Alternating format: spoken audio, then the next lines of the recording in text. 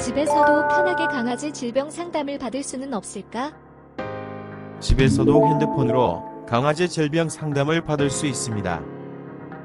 우리 펫닷컴에서 수의학 박사 닥터엠에게 강아지 질병 상담을 받아보세요. 안녕하세요. 수의학박사 닥터엠입니다. 여러분들 대부분이 강아지 간 수치에 대한 말씀을 들어보셨을 거고, 또는 간 수치 검사를 해 보셨을 텐데요. 간 수치가 높을 때 어떻게 하면 낮출 수 있는가가 여러분들의 관심사이자 궁금한 사항일 것입니다. 강아지 간 수치는 간 기능에 이상이 생겼을 때, 즉 강아지 간의 중요한 기능인 이 독성 물질의 해독 및 배출, 이 기능을 제대로 수행하지 못했을 때 혈중 특정 수치가 증가하는 것을 의미하는데요. 이들 수치가 높을 경우에는 간 건강에 이상이 생겼다, 이렇게 볼 수 있고, 특히 두 가지 이상의 수치가 정상보다 높을 때는 간 건강에 문제가 발생했다, 이렇게 볼 수 있는데, 그렇다면 이들 수치를 낮추는 방법에는 어떤 것이 있을까요?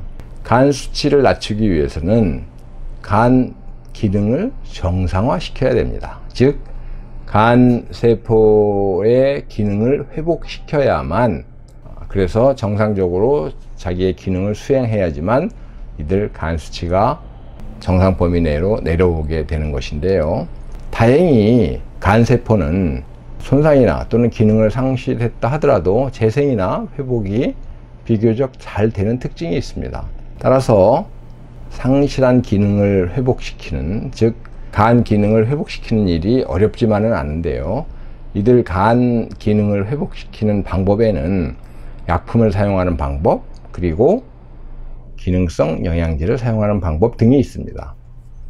동물병원에서 흔히 처방하는 우르사, UDCA 같은 것이 대표적인 간 기능 회복에 도움이 되는 약품이고요. 닥터엠 헤파틱 같은 기능성 영양제를 사용하는 것도 간 기능 정상화 또는 회복에 도움이 됩니다. 즉 간세포를 보호하고, 그래서 더 이상 파괴되는 것을 막고, 그 다음에 회복을 촉진하고, 이런 기능을 가졌기 때문인데요. 그거보다도 더 중요한 게 뭐냐, 간세포에 해를 입히는 요인이 있나 없나를 살펴보는 것입니다. 즉 어떤 요인이 간세포에 손상을 입혔기 때문에 기능을 상실하는 것인데요. 대부분 이런 요인들에는 약품이 많습니다. 즉 간의 독성을 나타내는 약품을 사용한 경우, 특히 장기간 사용한 경우에 간세포에 손상을 입혀서 기능을 수행하지 못하고 이들 간 수치가 증가하는 경우가 많기 때문에, 현재 사용하고 계시는 약품 중에 간의 독성을 나타내는 약품이 있는지 살펴보시는 것이 급선무입니다. 그리고 이 곰팡이나 이런 상한 그런 사료나 또는 독극물, 이런 거를 강아지가 주인 모르게 먹는 경우에도 간세포에 손상을 입어서 간 수치가 증가할 수 있다는 점도 알아두시겠습니다. 요약하면 강아지 간세포를 낮추는 방법은, 첫 번째, 간세포에 해를 입힐 수 있는 요인이 있는지 없는지를 찾아본다.